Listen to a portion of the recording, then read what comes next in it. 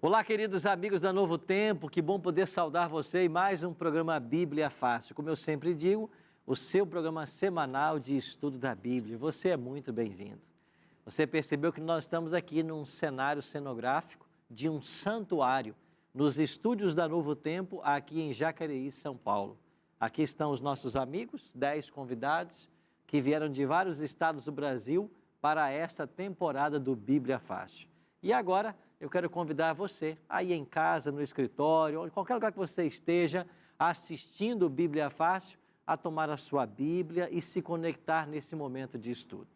Na próxima hora, nós vamos estar juntos analisando a Palavra de Deus, temas especiais relacionados ao santuário. Eu queria relembrar você que esse tema é muito importante. Por quê? Porque a salvação de qualquer ser humano passa pelo santuário. Isso mesmo. Passa pelo santuário celestial, onde nós entendemos de que nesse exato momento, Cristo está trabalhando a nossa salvação. Por isso você é muito bem-vindo. Pegue sua Bíblia, se junte a nós. Agora, você quer aprender mais sobre o santuário com um DVD que nós preparamos lá em Israel? Então você pode solicitá-lo agora para nós aqui, nós vamos enviar para a sua casa. É esse DVD aqui, ó. Santuário, o Caminho de Deus. Os mesmos temas que estudamos aqui na TV estão disponíveis nesse DVD. São 13 temas gravados lá em Israel, com imagens lindas, falando a respeito do santuário. Para pedir o seu, você pode telefonar para nós em horário comercial. Nosso número, 0 Operadora 12 21 27 3121. Gravou aí? 12 21 27 3121. Agora, se você está aí com o seu celular, seu smartphone na mão, você tem o WhatsApp, você pode pedir pelo WhatsApp. Basta você salvar o nosso número na sua agenda aí. 12 98100 1425. 12 98100 1425. E se você está navegando na internet, você pode acessar o nosso site, novotempo.com/Bíblia Fácil. Ali você vai encontrar o local de preencher o formulário para receber esse DVD na sua casa. Aproveitando, falando no site, novotempo.com/Bíblia Fácil, se você quiser estar aqui entre os convidados do programa, você pode vir, faça a sua inscrição lá no site, você pode ser um dos 10 selecionados para a próxima gravação. A cada trimestre, nós gravamos o programa aqui em Jacareí e você pode estar aqui conosco, lembrando que todas as despesas são pagas pela Novo Tempo. Isso graças aos Anjos da Esperança. E você que é anjo, muito obrigado por seu apoio, porque é graças ao seu apoio que nós podemos manter os nossos programas na Novo Tempo, podemos enviar estudos bíblicos gratuitos e podemos convidar amigos para estudar a Bíblia aqui nos estúdios da Novo Tempo. Agora, quero convidar você a tomar a sua Bíblia. Aqui já estamos, todos já estamos com nossas Bíblias em mãos. Vou pegar também aqui a minha, para nós estudarmos agora mais um tema alusivo ao santuário.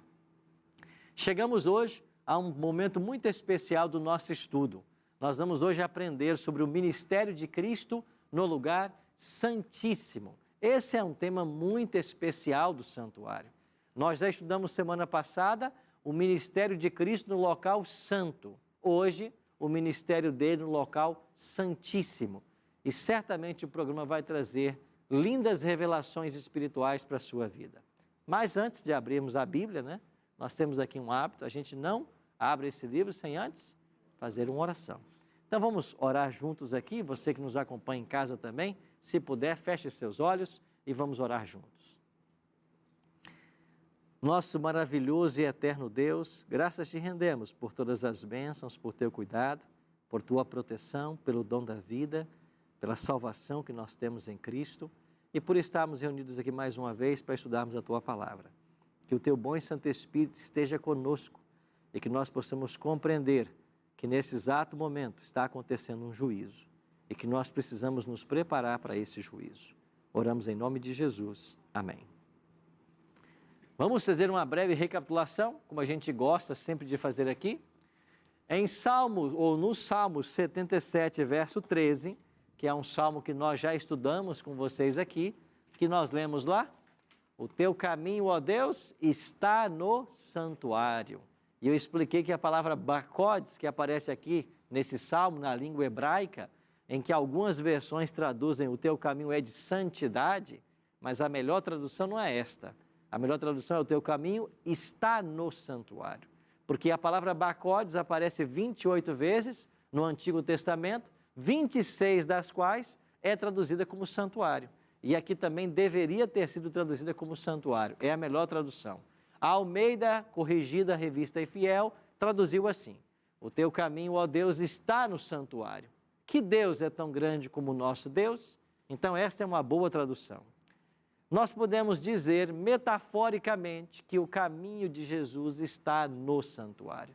Isso quer dizer que Jesus viria para percorrer todo esse caminho. Nós dissemos que na encarnação, de acordo com João 1,14, o Verbo se fez carne e tabernaculou entre nós. Essa é a ideia da palavra grega eskenosen. O Verbo habitou entre nós, foi traduzido assim, mas no pé da letra seria: o Verbo armou a sua tenda, tabernaculou, montou o seu tabernáculo entre nós. Então, ele esteve acampando. Em algum momento, Jesus iria para o pátio para começar a sua jornada pelo santuário. E nós entendemos que aos 30 anos, quando ele se dirige ao Rio Jordão para ser batizado, nós temos uma alusão ao móvel da pia que havia aqui no santo. 3 anos depois, para ser exatos, 3 anos e meio depois, Cristo sai do batismo e é levado até o Calvário. O ministério de Cristo durou 3 anos e 6 meses, de acordo com a profecia de Daniel capítulo 9. Lembra? Daniel 9, 27? Ele fará firme aliança com muitos por 1 semana, 7 anos. Mas na metade da semana fará cessar o sacrifício contínuo e a oferta de manjares. Como Jesus deu fim a todo o sistema sacrificial do Antigo Testamento? Morrendo sobre a cruz. Então, todos os sacrifícios que apontavam para ele se cumpriram.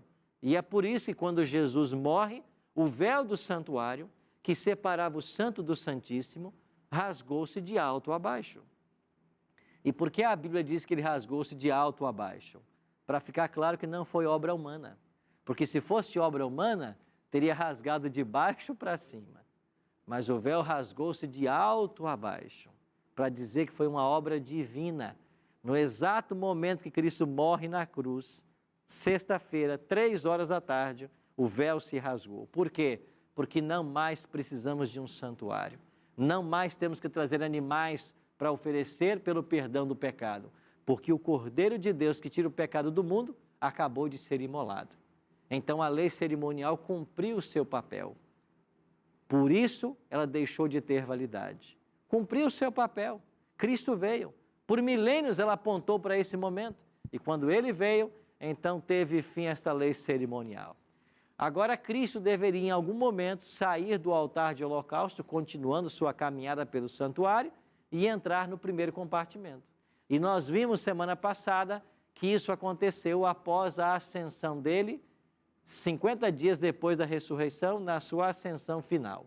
João 7,39 diz: isto ele disse com respeito ao Espírito que haviam de receber os que nele crescem, pois o Espírito até aquele momento não fora dado, porque Jesus não havia ainda sido glorificado.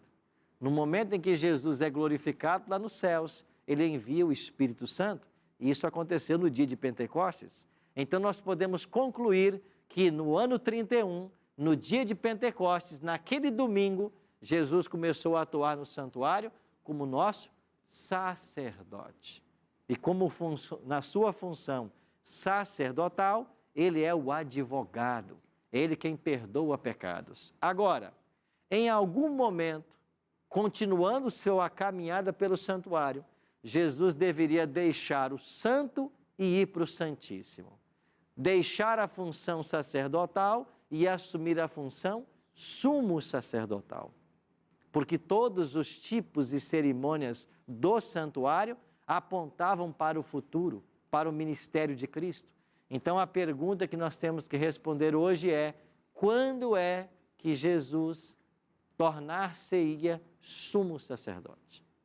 E para responder essa pergunta, nós temos que voltar lá para o dia da expiação e entender o ritual da expiação, o papel do sumo sacerdote, para então compreender como que se processa isto no ministério de Jesus. Então vamos voltar ao ritual da expiação, Levítico 23. Abra sua Bíblia comigo. Você que está em casa também, pega a sua Bíblia. Vamos juntos descobrir estas verdades tão especiais para os dias atuais. Vamos analisar agora o dia da expiação. Levítico capítulo 23, verso 27 em diante, página 91, não é isso? Página 90.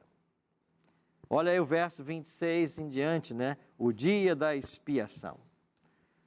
Disse mais o Senhor a Moisés: mas aos 10 deste mês, ou do mês sétimo, será o dia da expiação. Tereis santa convocação e afligireis a vossa alma. Trareis ofertas queimadas ao Senhor. Nesse mesmo dia nenhuma obra fareis, porque é o dia da expiação, para fazer expiação por vós perante o Senhor vosso Deus. Porque toda alma que nesse dia se não afligir, será eliminada do seu povo. Qual era o dia da expiação? 10º dia do 7º mês. Como se chamava o 7º mês? Tishri, no calendário hebreu. Então, no dia 10 de Tishri, era o dia da expiação. Esta era a sexta festa celebrada em Israel. Nesse dia entrava em cena a mais alta autoridade religiosa da nação, o sumo sacerdote. Ele acordava, matava um carneiro em oferta pelo seu pecado e depois se dirigia até o santuário para começar um ritual. Nesse ritual havia a purificação, primeiro dele, do sumo sacerdote, depois do povo de Israel e do próprio santuário. O santuário estava poluído por pecados que foram transferidos ao longo do ano. E então o dia da expiação era um dia de purificação dos registros dos pecados. O pecador vinha até o santuário, confessava o seu pecado, matava o animal, o seu pecado simbolicamente saía dele para o animal e do animal para o santuário. O pecador ia embora perdoado, mas o pecado dele ficava registrado no santuário. E uma vez por ano era necessário purificar esse santuário. Era uma obra de juízo. Então, o dia da expiação era uma obra de juízo. Entender o dia da expiação é fundamental para entender o que Jesus faria em algum momento do seu ministério. Pastor Wilson. Pastor, só para deixar registrado, esses pecados é tudo no mundo espiritual. Claro que ia deixar lá. Agora, os do mundo físico ia pagar para o mundo físico, correto? Não havia um registro escrito do que a pessoa havia feito aqui.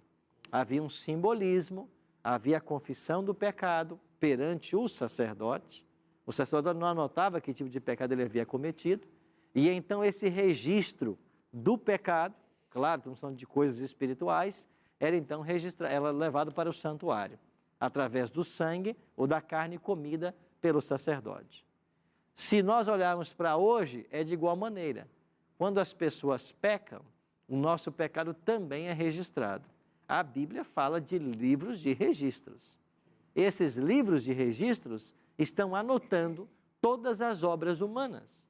E nós vamos ler aqui textos hoje que falando sobre o dia em que os livros serão abertos, os registros serão analisados e então o juízo vai acontecer. Ok? Viviane? Pastor, só para entender, o povo ele ia, levava o cordeiro, aí confessava os pecados para Deus ou para o sacerdote? Diante do sacerdote, ele que era o representante de Deus ali naquele momento. Aí ele ficava próximo, a pessoa falava sobre o seu pecado. Com a mão na cabeça do animal, e confessava o pecado. E aí pedia perdão. Aí confessava o seu pecado, pedia perdão a Deus, matava o animal. Aí o sacerdote agora pegava o animal, o sangue do animal, e fazia o ritual para que a pessoa fosse perdoada, mas o pecado ia registrado no santuário. Então a pessoa recebeu perdão, mas o registro ficou no santuário e um dia o registro tem que ser apagado. Então o santuário era contaminado pelo registro do pecado. Da mesma forma acontece hoje. Não tem pecado no céu. O que é que tem no santuário celestial? É registro de pecado. Então lá estão registrados os pecados dos homens. Não tem pecado lá, tem registro de pecado. E é esse registro que tem que ser apagado. Agora, por que é que havia o registro aqui no santuário terrestre e por que é que o nosso pecado hoje é registrado também nos livros de registro? Porque haverá um dia do juízo. E o que vai acontecer no dia do juízo, como acontecia no dia da expiação? É para saber se a pessoa que confessou esse pecado abandonou esse pecado. Se o pecado que nós cometemos foi solicitado perdão, se houve arrependimento ou não. Então, toda vez que nós pecamos, o registro vai para o santuário. Agora, o dia do juízo vai acontecer para saber o seguinte: estes pecados que fulano cometeu, ele se arrependeu deles? Houve o perdão para esse pecado? Então, essa é a questão. Ailton. Pastor, o Salmos capítulo 24 fala sobre levantai, ó portas, as vossas cabeças. Para que entre o Rei da Glória. Esse acontecimento foi quando ele foi glorificado e entrou no santuário. Houve esse acontecimento ou vai haver ainda esse acontecimento? E qual é essa entrada às eternas? O Salmo 24 é o salmo da entronização de Cristo. Nós entendemos que esse salmo ele era cantado pelo povo de Israel e ele celebrava o regresso de Jesus para o céu. Então Jesus foi enviado à terra, se encarnou, morou entre nós 33 anos e quando ele volta para os céus, acontece o Salmo 24. Então lá tem anjos cantando, né? Levantai-vos, ó portais eternos, para que entre o Rei da Glória. Os outros anjos perguntam, mas quem é o Rei da Glória? O Senhor, forte e poderoso nas batalhas. Ele é o Rei da Glória. Então aquilo ali é o salmo da chegada de Cristo da terra. Ele está sendo entronizado no santuário celestial. É um dos salmos mais lindos da Bíblia. Lauriane? Pastor, é uma dúvida que eu acho que é de muitas pessoas que estão assistindo também. Depois que Jesus veio, o único que nós devemos confessar os nossos pecados é Jesus, né? Não nós confessamos mais para ninguém, apenas para Jesus, sacerdote nenhum, né? Aí que está, é boa a sua pergunta, porque hoje o que acontece? Alguns querem manter esse sacerdócio do santuário. Essa tipologia foi cumprida, mas alguns querem manter esse sistema ensinando as pessoas a irem até o sacerdote confessar o seu pecado. Não, eu confesso o meu pecado é a Deus. Por quê? Porque hoje nós temos um advogado junto ao Pai. Então, hoje, quem é que recebe confissão de pecados? É Cristo. Quem é que pode perdoar pecados? É Cristo. Por isso, Paulo diz assim, não existe outro nome dado entre os homens. É Cristo somente. Só Ele que é o nosso intercessor. Demeval? É interessante que, naquela época, o pecador, ele escolhia entre confessar ou morrer. Porque se ele não confessasse, ele seria exterminado. Hoje o indivíduo peca e confessa se quiser, porque a punição será no futuro, né? Então, naquela época, o indivíduo pecava, ele deveria confessar, levar a oferta, porque senão seria exterminado. Havia alguns momentos, algumas atitudes em que ele era exterminado pelo próprio povo de Israel. Por exemplo, no dia da expiação, se ele não estivesse ali em contrição, se ele não afligisse a alma, mas se ele estivesse descuidado, se ele blasfemasse da cerimônia, o próprio povo de Israel matava. Ele teria que ser eliminado, certo? Agora, se ele estivesse ali participando de toda a cerimônia normalmente, mas o coração dele longe daquilo e tudo mais, ele também não era beneficiado, mas só que ele não morria imediatamente, mas a salvação dele seria comprometida, né? No futuro. Pastor Wilson. Eu queria que o senhor comentasse um pouco, quando diz a Bíblia, diz assim, confessai um aos outros. Muito boa a sua pergunta. Nós só temos que confessar nosso pecado a Cristo, certo? Agora, a Bíblia também diz que eu tenho que confessar os pecados uns aos outros. Quando é que eu confesso o pecado ao meu semelhante? quando eu peco contra o meu semelhante. Então, por exemplo, se eu ofendi você em algum momento, eu tenho que procurar você para confessar o meu pecado. Se você me ofendeu, você tem que me procurar. Aí a Bíblia diz, perdoai-vos uns aos outros. Então, quando é que eu confesso o meu pecado ao semelhante? Quando eu peco contra ele. Agora, o pecado que eu cometo contra Deus, eu vou procurar algum semelhante para confessá-lo? Então, o pecado tem uma dimensão vertical e uma dimensão horizontal. Qual é a dimensão vertical? Quando você peca, qualquer pecado, você tem que confessar a Deus. E quando você peca ofendendo ao próximo, aí a confissão tem que ser com o próximo. Porque Jesus falou assim, quando você trouxer a sua oferta, mas você tem um problema não resolvido, deixa aí a sua oferta, vá lá e acerta a vida com seu irmão e depois traz a oferta. Então é nesse aspecto que eu tenho que confessar o pecado um ao outro. Então eu tenho que pedir perdão a quem eu ofendi. Agora, ir até um sacerdote, em qualquer situação de pecado, para que ele me perdoe, isso é um retrocesso ao Antigo Testamento, uma lei que não tem mais função. Ok? Avancemos então. No dia da expiação, 10º dia do 7º mês, era juízo em Israel. E esta festa apontava para quê? Ela apontava para o sacrifício completo de Cristo, realizado na cruz do Calvário, mas os registros dos pecados permaneceram no santuário. E agora uma obra de purificação tem que ser feita. A obra de juízo que vai ser realizada por Jesus, quando ela terminar, ele voltará à terra. Ou seja, a obra de Jesus como sumo sacerdote é a sua última obra antes de voltar à terra. Semana que vem, nós vamos estudar sobre o fim do ministério de Cristo no santuário. E nós vamos entender o que é que vai acontecer quando Jesus deixar o santuário. Mas hoje temos que entender qual é a sua última obra no santuário. E a sua última obra é realizar juízo. Aí vem a pergunta, quando é que Jesus entrou no Santíssimo? Quando é que começou o juízo no céu? Porque o dia da expiação era um dia de juízo para Israel. Quer dizer que para nós também será um dia de juízo. Então é a profecia das 2.300 tardes e manhãs de Daniel 8 e 9 que nos mostra a data da transição de Cristo de sacerdote para sumo sacerdote. Então vamos lá para Daniel 8, olha para o verso 14. Daniel 8, 14. Ele me disse, até 2.300 tardes e manhãs, e o santuário será purificado. O anjo está conversando aqui com o profeta Daniel. E o que o anjo disse para ele? Daniel, quando se passarem 2.300 tardes e manhãs, o santuário será purificado. Nós já estudamos aqui que tarde e manhã é uma expressão bíblica para um dia. Veja lá em Gênesis 1 e você vai entender o que eu estou falando. Agora, cada dia em profecia equivale a um ano literal. Um dia profético, um ano literal. 2.300 tardes e manhãs igual a 2.300 dias, igual a 2.300 anos. Então, um anjo está dizendo para Daniel, na linguagem profética, Daniel, quando se passarem 2.300 anos, o santuário será purificado. Que santuário? O santuário celestial.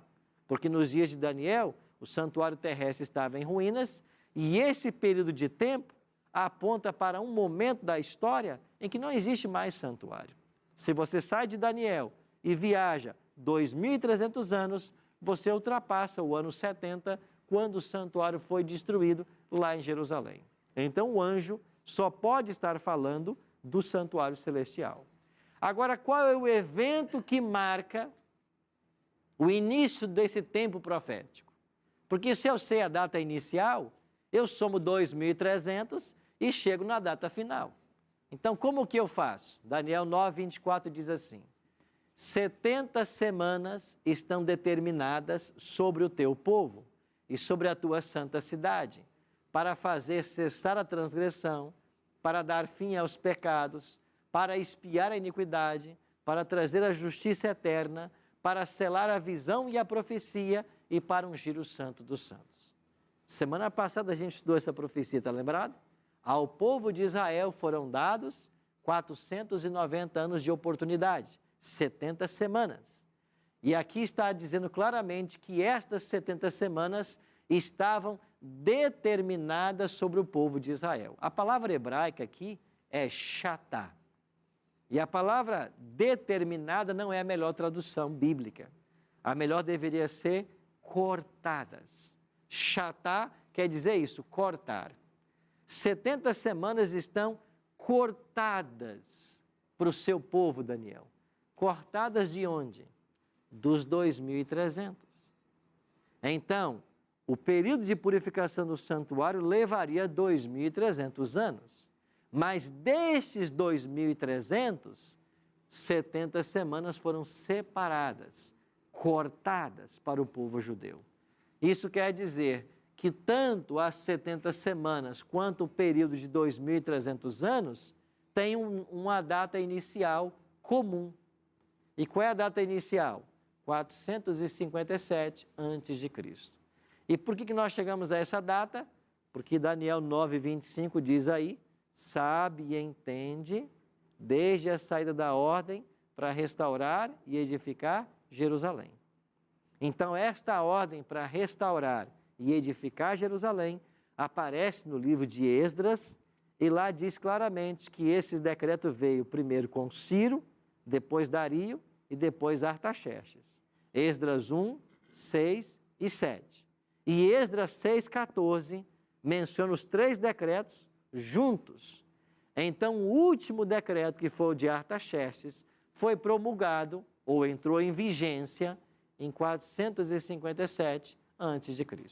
A partir daqui, os judeus teriam 70 semanas de oportunidade e quando se passassem 2.300 anos, o santuário seria purificado. Esta é a maior profecia de tempo da Bíblia e entendê-la é fundamental para você saber em que momento nós estamos no calendário profético divino. Então não saia daí, que voltando ao intervalo, eu vou explicar com mais detalhes essa profecia. A gente já volta. Acompanhe no próximo bloco. Então, se você quer o perdão de Deus, aprenda a perdoar o próximo. Porque se você não perdoar o próximo, Deus também não te perdoa. É por isso que Jesus falou assim, que os mandamentos se resumem em 2. Amar a Deus e amar o próximo. Se você não ama a Deus e nem ao próximo, você não está cumprindo a lei.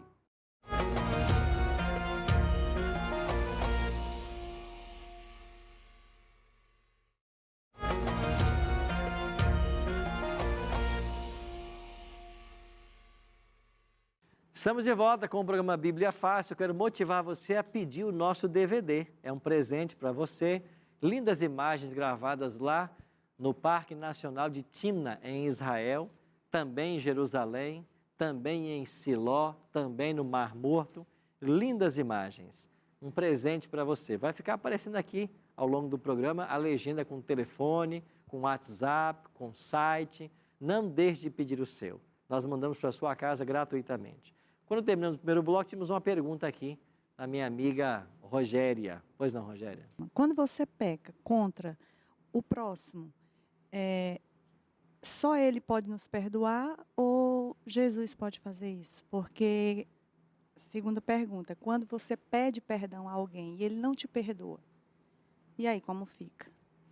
Quando a gente peca, todo pecado ele é ofensivo a Deus. Agora, é lógico concordar que nós temos pecados que são mais ofensivos ou menos ofensivos, ou pelo menos nas suas consequências são maiores ou menores, certo? A pessoa contou uma mentira, pecou. Isso é errado, é ofensivo a Deus. A pessoa tirou uma vida, isso é errado, é ofensivo a Deus. Agora, você concorda que esses pecados têm consequências bem diferentes? Você contar uma mentira é errado. Mas tirar uma vida é muito mais errado. Então, todo pecado é ofensivo a Deus. Por isso, temos que pedir perdão a Ele. Tem pecados que se relacionam só com você e Deus. Quer ver uma coisa? Não farás para ti imagem de escultura. Aí eu vou lá e faço uma imagem e fico adorando. Eu pequei contra alguém? Eu pequei contra Deus. O pecado da idolatria envolve o próximo? Não. É você e Deus. Então você vai e pede perdão a Deus. Agora você foi e falou mal do seu irmão. Você pecou contra ele. Ao falar mal do irmão, você também pecou contra Deus. Você tem que pedir perdão a Deus e tem que pedir perdão ao irmão. Agora, eu pedi perdão ao irmão porque eu me arrependi. Agora, ele não quer me dar o perdão. Aí é problema dele.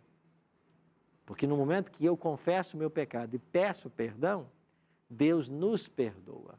Agora, se o próximo vai perdoar ou não, aí é problema dele. Por quê? Porque se o próximo não me perdoa, Deus também não vai perdoá-lo. Não foi isso que Jesus ensinou na oração do Pai Nosso? Perdoe as nossas dívidas, assim como perdoamos aos nossos devedores. Então, quem não perdoa o próximo, não pode esperar que Deus o perdoe.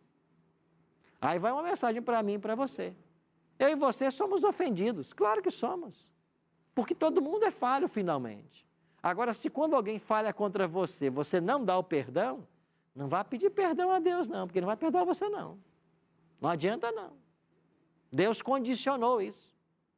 Então, se você quer o perdão de Deus, aprenda a perdoar o próximo. Porque se você não perdoar o próximo, Deus também não te perdoa. É por isso que Jesus falou assim, que os mandamentos se resumem em 2. Amar a Deus e amar o próximo. Se você não ama a Deus e nem ao próximo, você não está cumprindo a lei. Certo? Sim, doutor José. Microfone. Opa, desculpa. Aproveitando o gancho aqui do pastor Wilson e da colega, tinha a ver com as duas colocações. E quando a pessoa não tem coragem de pedir perdão ao próximo, porque errou, e vai direto a Deus, isso tem valor? Não. Ele envolveu o próximo, ele tem que buscar o próximo. É o que Jesus falou, você trouxe a sua oferta, você veio adorar a Deus aqui, mas está de mal com o próximo, vai lá primeiro, deixa aí a tua oferta, vai, acerta a tua vida, depois você vem cá. Mas a maioria não tem coragem de chegar para a pessoa e... Pois nós temos que ter. Não tivemos coragem para fazer o errado? Não tivemos coragem para ofender? Para humilhar, desobedecer? Agora tem que ter coragem para ir lá pedir perdão. Então, a pessoa não aceitou, tudo certo. Se eu pedir perdão, eu não estou agora preso ao perdão dessa pessoa para ter o meu perdão com Deus, porque a minha parte eu fiz.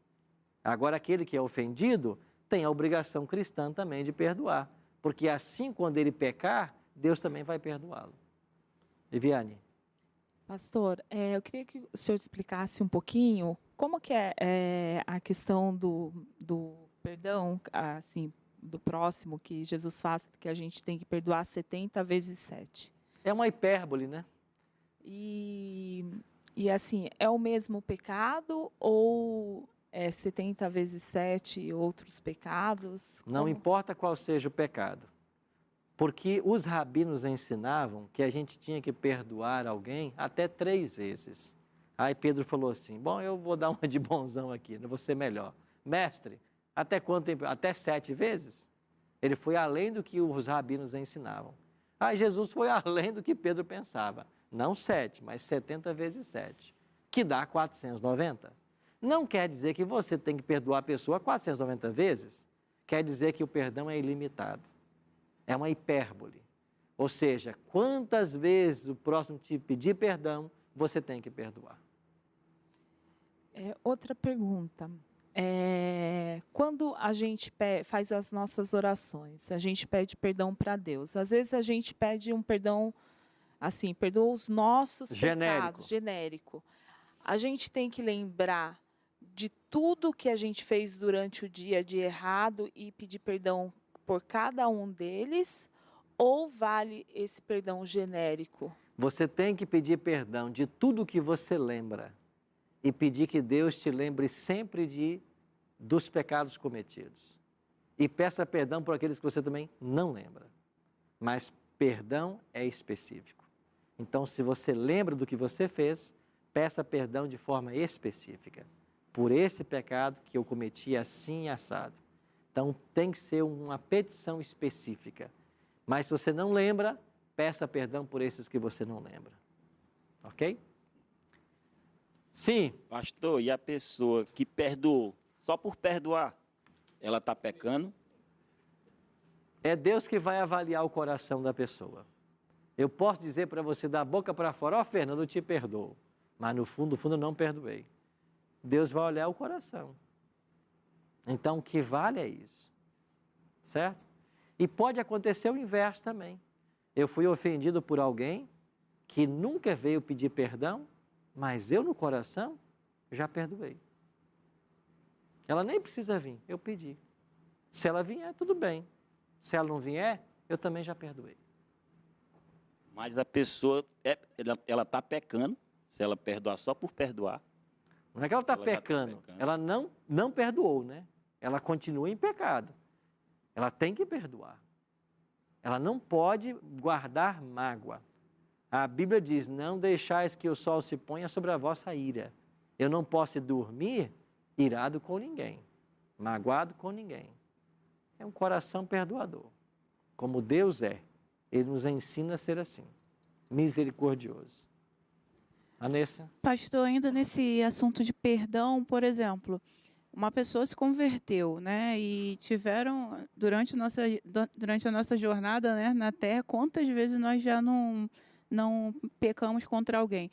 E, a partir de agora, nós temos o conhecimento, né, da palavra e de perdoar.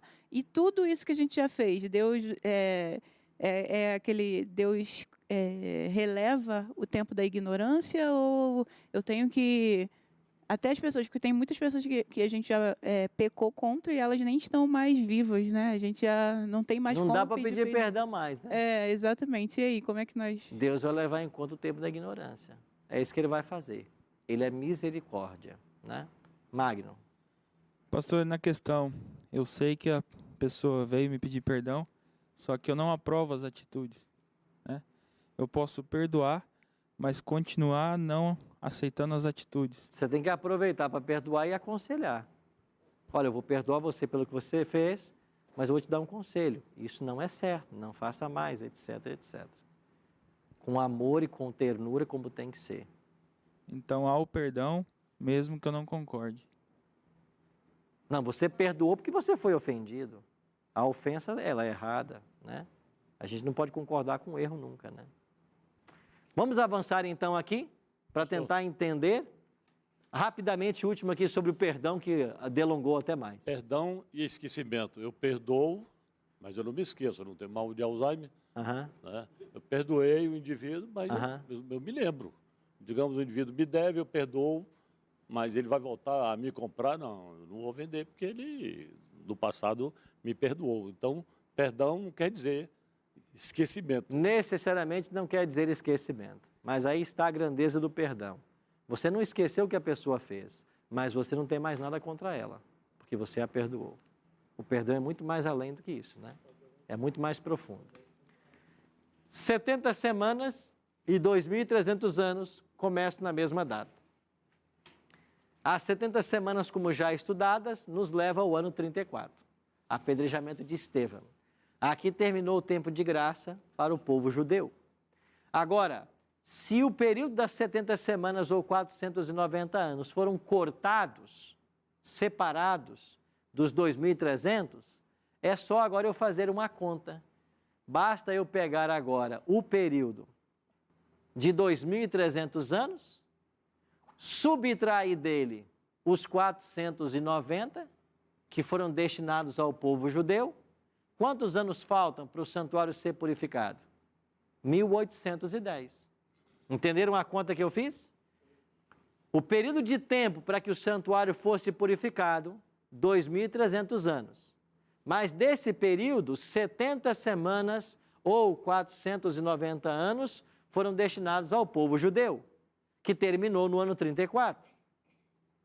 Então, para mim saber quando é o dia do juízo, da purificação do santuário, eu pego 2.300 e subtraio 490. Quantos anos faltam para a purificação do santuário? 1810. Se eu estou no ano 34, o ano do apedrejamento de Estevão, e somo agora 1.810 anos, que é o que faltam ainda, eu vou chegar a que ano? 1844. É assim que nós chegamos ao dia da expiação. É assim que a gente entende quando o santuário celestial passaria por uma purificação, no ano 1844. Agora, que dia de 1844? Tem que ser no 10º dia do 7º mês. Então, eu pego o calendário hebreu, 10º dia do 7º mês, comparo com o calendário gregoriano, que é o nosso, e eu chego no dia 22 do mês de outubro. Então, no dia 22 de outubro de 1844, Jesus deixa o santo do santuário e passa para o Santíssimo. Por isso Paulo escreveu, porque importa que todos nós compareçamos perante o tribunal de Cristo, para que cada um receba segundo o bem ou o mal que tiver feito por meio do corpo. Nós somos salvos pela graça, mas o juízo será pelas obras. Entendeu isso?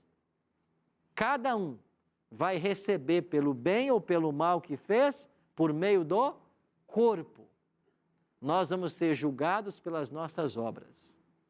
Então, se as obras foram boas, mostra que a pessoa está salva. Se as obras foram más, mostra que a pessoa está perdida. Obra não salva ninguém. Ela apenas identifica quem está salvo. Ailton. Pastor, no livro lá... Mais perto do microfone. Pastor, no livro de João, acho que acredito que capítulo 1 fala sobre Jesus. Ele veio para o que era seus e os seus não rejeitaram, né? E todos os quantos receberam, deu-lhe o poder de serem feitos filhos de Deus. Alguma coisa assim. O tempo da graça foi alcançado ali de Jesus, até Estevão, para os hebreus. Na realidade, para o povo de Israel, não é de Jesus a Estevão. Começou lá no decreto de Artaxerxes. Vocês vão ter 490 anos a partir do decreto de restaurar Jerusalém. Ah, entendi. Então, eles estavam vivendo como nação escolhida de Deus, mas eles caíram nos pecados, se afastaram de Deus. Foram até parar em Babilônia por causa dos pecados. E o anjo diz para Daniel, Daniel, o céu ainda vai dar para o povo de Israel 490 anos para vocês se arrependerem. Mas se nesse período ainda não houver arrependimento, vocês deixarão de ser o povo escolhido. No apedrejamento de Estevão, então, a porta da graça se fechou para o povo? Não é que a porta da graça se fechou. A nação que fora escolhida por Deus não é mais a nação escolhida. Agora, qualquer israelita tem salvação normalmente, individual. O que aconteceu lá não foi que acabou o tempo de graça para os indivíduos. É a nação que deixou de ser a nação escolhida por Deus. Entendi. Deus tinha uma nação no Antigo Testamento. O povo de Deus no Antigo Testamento não eram os filisteus, não eram os jebuseus, não eram os amonitas, não eram. Era Israel. E Deus queria usar Israel para evangelizar o mundo. Ser parte da família de Deus no Antigo Testamento era ser israelita, por nascimento ou por circuncisão. Só que no ano 34, esse privilégio agora de nação escolhida foi estendido a todos os povos. E aí você tem Paulo, o homem que vai levar o evangelho para os gentios. O evangelho foi dado aos gentios. Agora, como indivíduo, a salvação deles prosseguiu normalmente. Aquele que aceitava o Messias vindouro, cria na vinda dele, esse teria o perdão dos pecados e a salvação, normalmente. Entendi. Ok? Então, eu e você vamos ter que comparecer perante o tribunal de Cristo. Agora, escute uma coisa, você que está em casa me assistindo. Você já percebeu que a maioria das igrejas não ensina sobre isso? E por que não ensina? Porque grande parte das igrejas hoje querem reunir os seus membros para apenas ficar alisando o ego. Apenas trazer as notícias felizes, mas não falar de compromisso, não falar de responsabilidade. Mas o cristianismo é responsabilidade. Jesus falou assim, quem quiser vir após mim, primeiro, negue-se a si mesmo. Depois, toma a sua cruz e siga-me. Então não existe essa história de um cristianismo oba-oba, né? A gente vai para a igreja, canta e vai para casa. E ninguém está se importando se você é dizimista, se você vive amaziado, se você é casado não é, se você está em adultério, se você bebe ou fuma, se você usa droga. Não. Importante é que todo mundo dê o dízimo, né? Aí a igreja fica satisfeita. Desde que dê o dízimo, está bem. Não é isso. Cristianismo não é isso. Há um ensino da palavra. Quer o céu? Aqui é a palavra, para te mostrar o céu. Não é do seu jeito. Ah, não, cada um vive do jeito que quer. Não, a Bíblia não ensina isso, não. Há um juízo, ó. E por que vai haver o juízo? Porque todo nome vai ser analisado, caso por caso. Eclesiastes 12, 13 e 14. Olha o que diz a Bíblia. De tudo o que se tem ouvido, a suma é: teme a Deus e guarda o que? Os seus mandamentos. Porque isto é o quê? É o quê, amigos? Dever de todo homem. Guardar os mandamentos é dever. Porque Deus há de trazer a juízo o quê? Todas as obras. Até as que estão o quê? Quer sejam boas, quer sejam, Deus vai trazer juízo. A tua igreja está ensinando isso? Que haverá um juízo um dia, o nosso nome vai passar em revistas, que há uma lei que vai ser usada para a norma do juízo. A tua igreja está ensinando que a lei de Deus vai ser a norma do juízo. Você aprende isso na sua igreja? A tua igreja está abrindo a Bíblia com você, lá em Êxodo capítulo 20, versos 3 a 17, está ensinando a lei de Deus para você, os 10 mandamentos? Porque se você não está aprendendo isso, você não está preparado para o juízo. Juízo esse que já começou há mais de 175 anos. Começou lá em 1844. Nós estamos sendo julgados. Então eu tenho que ensinar isso. Nós somos salvos pela graça.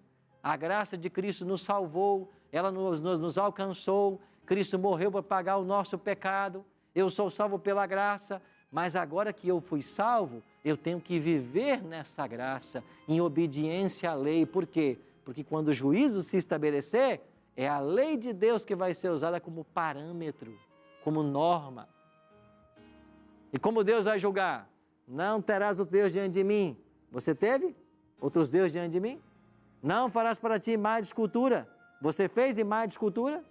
Não usar o nome de Deus em vão. Você usou o nome de Deus em vão? Lembra-te de sábado para santificar. Você guardou o sábado? Honra pai e mãe. Você honrou seu pai e sua mãe? Não matar, não adulterar, não roubar, não dizer falso testemunho, não cobiçar. Você viveu isso? Ah, Deus, eu nem sabia. O pastor nunca me ensinou. O pastor dizia que eu estava na graça, que eu estava debaixo da graça. E aí agora? Agora haverá choro e ranger de dentes. Então, amigo, a Novo Tempo e o Bíblia Fácil tem um compromisso muito sério com você. Ensinar a verdade para que você saiba o caminho da salvação. Agora, se você quer ir por esse caminho, aí é uma questão pessoal tua. Salvação, finalmente, é uma opção. É individual. Cada um tem que fazer a sua escolha. Agora, nós estamos aqui para dizer qual é o norte. Para dizer o que é certo e o que é errado. Agora, cada um vai fazer a sua escolha. Ah, não, eu quero continuar do meu jeito. É direito seu. Não, para mim isso aí é coisa do passado. Eu estou debaixo da graça, eu vivo do jeito que eu quiser. Tudo bem, você pode. Mas a verdade você tem que aprender. Por quê? Porque um dia nós todos seremos julgados por ela. Agora há um convite. Deus nos convida para nos achegarmos junto ao trono de graça, para acharmos misericórdia e socorro em ocasião oportuna. Qual é a única segurança que eu e você temos? Nos colocarmos nas mãos de Deus, para que Ele cuide de nós. Porque só estando nas mãos do Senhor é que nós poderemos ser libertos do pecado e salvos por Ele. Paula Chacon está conosco aqui, ela vai louvar a Deus agora. Enquanto ela cantar essa música, eu queria que você pensasse. Tenho eu entregado minha vida a Jesus? Eu estou vivendo aquilo que eu conheço da palavra? Eu estou procurando viver de acordo com a lei de Deus, que vai ser a norma do juízo, juízo esse que já começou, lá em 22 de outubro de 1844? Pensa nisso, enquanto você ouve essa canção.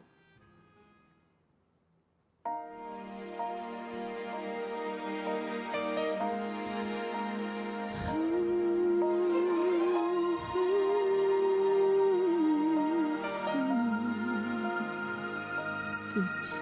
Silêncio invade o céu, O universo inteiro olha o cenário de uma cruz.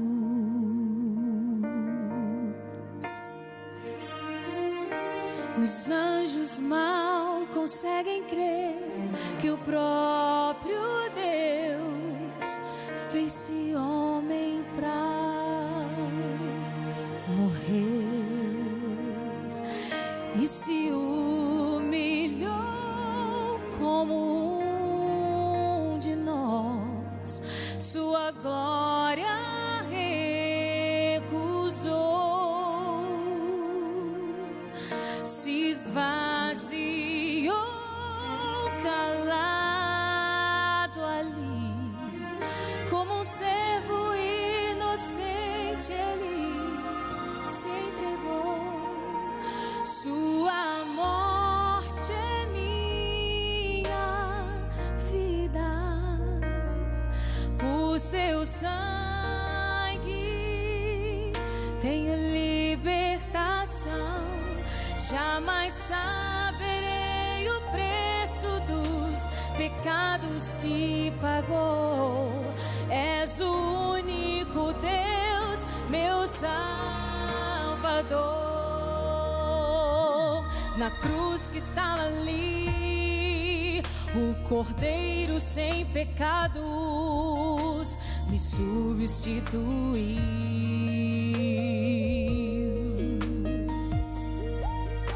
E sobre si a culpa e o mal do mundo que o recusou, ele perdoou. Seu amor foi maior e sem limites, me comprou com sua vitória, ele me salvou. Sua morte é minha vida, por seu sangue eu tenho libertação. Jamais saberei o preço dos pecados que pagou. És o único Deus, meu Salvador. A minha vida eu te entrego, e em suas mãos eu sei que estou segura pra seguir. Todo mal já venceu, não mais condenação. Vida eterna eu encontro nesta cruz.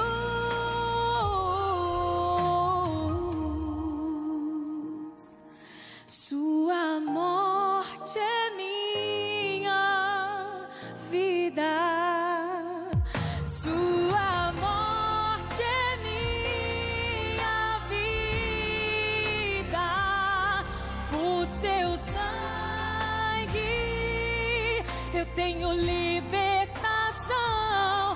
Jamais saberei o preço dos pecados que pagou. És o único Deus,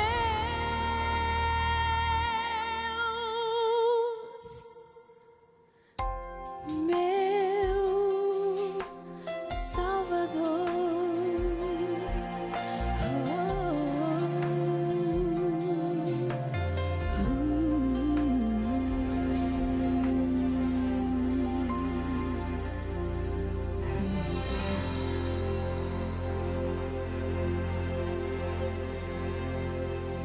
Obrigado, Paula, por essa linda canção. Sua morte é minha vida.